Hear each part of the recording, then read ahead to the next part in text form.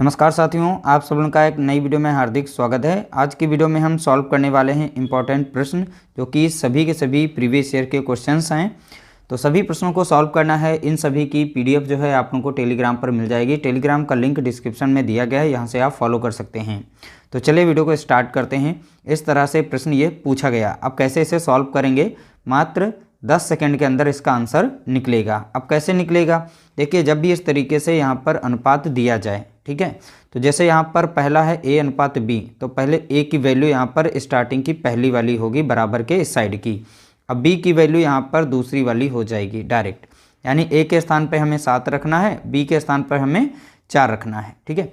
अब इस समीकरण को हमें सॉल्व करना है, इसका मान बताना है। यहाँ पर पहले 6a प्लस b दिया गया है, फिर अनुपात है 6a माइनस b दिया गया है, तो 6 यहाँ पर रहेगा इसका, और इंटू में a है। a का मान कितना यहाँ पर देखेंगे 7 है, तो 7 रख देंगे, प्लस दिया गया b। अब b कितना है, b बराबर कितना है यहाँ पे 4 है, तो 4 रख देंगे, ठीक है। अब इसको हम सॉल्व कर लेंगे, अनुपात लगा देंगे। इसी तरीके से यहाँ पर वैल्यू रखनी है। a हमारा कितना था, 7 था, माइनस अब b हमारा कितना है यहाँ पे 4 है, ठीक है। ये प्रश्न पूछा गया। अब देखिए इनको हम यहाँ पर पहले गुणा करेंगे फिर जोड़ेंगे, तो 6 सते 42, अब 42 और 4 कितना हो गया, 46 हो गया यहाँ पर, ठीक है। फिर अनुपात है, अनुपात लगाएंगे, 6 सते 42, 42 से 4 जाएगा, कितना बचेगा यहाँ पर 38 बचेगा, ठीक है। अब 2 से संख्या कट रही, काट देंगे, 2 दूना 4, 2 तीन 6, 2 कम 2 और 2 नाम 18, तो 23 यहाँ पर रहेगा। 23 रेशियो कितना 19, यानी 23 अनुपात यहाँ पर 19 यहाँ पर करेक्ट आंसर होगा, यानी ऑप्शन बी हमारा यहाँ पर करेक्ट आंसर दिया गया है। अगला प्रश्न दिया गया, एक मेज का विक्रय मूल्य 7,686 रुपया है। यदि लाभ प्रतिशत 22% है तो मेज का क्रय मूल्य बताइए। देखिए यहाँ पर लाभ प्रतिशत बताया गया कितना, 22%। तो अब यहाँ लाभ प्रतिशत से भी हम सॉल्व कर सकते हैं और डायरेक्ट चाहें इससे भी सॉल्व कर सकते हैं, ठीक है। अब देखिए लाभ प्रतिशत से हमने सॉल्व करना सीखा था पिछली वीडियो में, हम उसी से सॉल्व करते हैं। तो 22% का यहाँ पर हो रहा है लाभ, प्रतिशत का साइन हटेगा, नीचे कितना आ जाएगा, नीचे 100 आ जाएगा। अब देखिए लाभ है, तो देखिए 100 की चीज़ को बेचा जा रहा है, कितने पर बेचा जा रहा है, 122 में बेचा जा रहा है, ठीक है। तो पहला वाला हमारा CP हो गया और इस साइड में हमारा SP हो गया, क्योंकि नीचे की वैल्यू हमारी CP होती है क्रय मूल्य, ऊपर की हमारी यहाँ पर लाभ जो भी है, तो क्रय मूल्य में लाभ को जोड़ेंगे तो वो सेलिंग प्राइस बन जाएगा, यानी कि विक्रय मूल्य। और विक्रय मूल्य यहाँ बराबर में दे रखा है कितना, 7,686 रुपया, यानी 122 यूनिट का यहाँ पर मान दे रखा है। 122 यूनिट बराबर किसके हैं, तो देखेंगे 7,686 के बराबर है, ठीक है। तो 1 यूनिट का मान हम यहाँ से निकाल सकते हैं, तो 7,686 को डिवाइड कर देंगे किससे, 122 से, ठीक है। तो यहाँ पर देखिए अब डायरेक्ट हम 2 से भी काट सकते हैं, पहले 2 से छोटा करना चाहें काट सकते हैं, और वरना ये जो है 63 बार में कट रहा है, ठीक है। तो इस 102 को जब 63 बार गुणा करके देखेंगे यहाँ पर, तब आपको आंसर यही मिलेगा देखने को।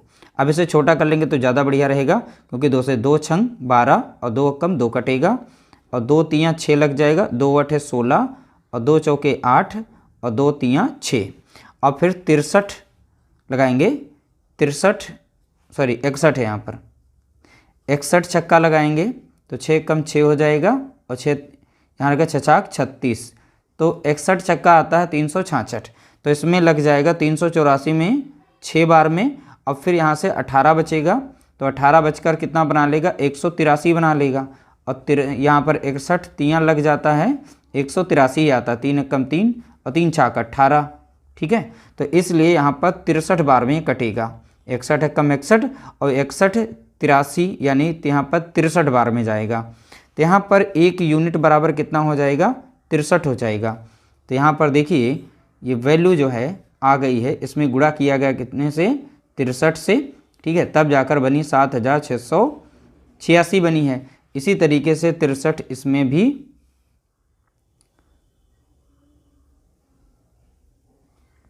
63 से गुणा किया गया है, ठीक है।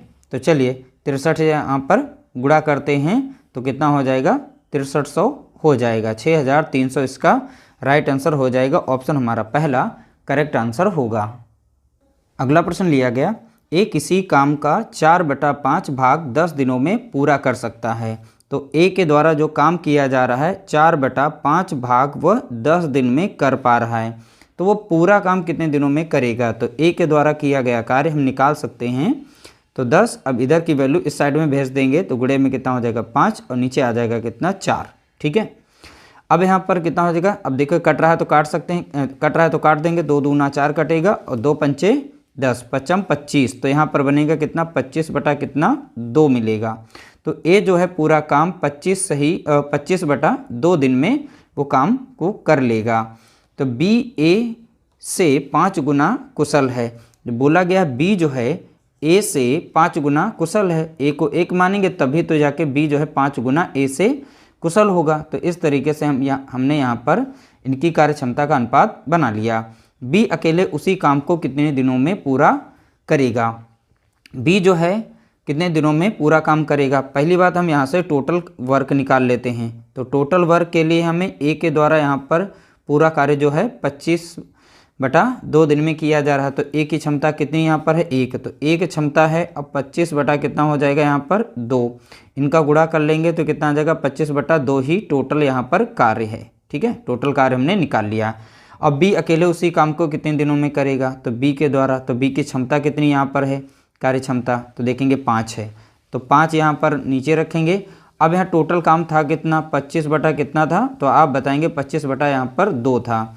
अब नीचे वाला 2 जो है 4 जो 5 जो है ऊपर जाके गुणा कर लेगा, तो इस तरीके से बन जाएगा 25 बटा कितना 2 गुणे में रहेगा 5, 5 एकम 5 और 5 25 कटेगा, ऊपर है 5 नीचे है 2।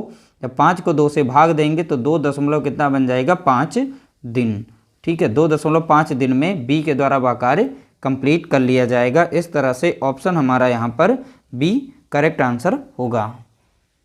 अगला प्रश्न पूछा गया 50,000 रुपये का मूलधन 8 वर्षों के लिए साधारण ब्याज पर निवेश किया जाता है।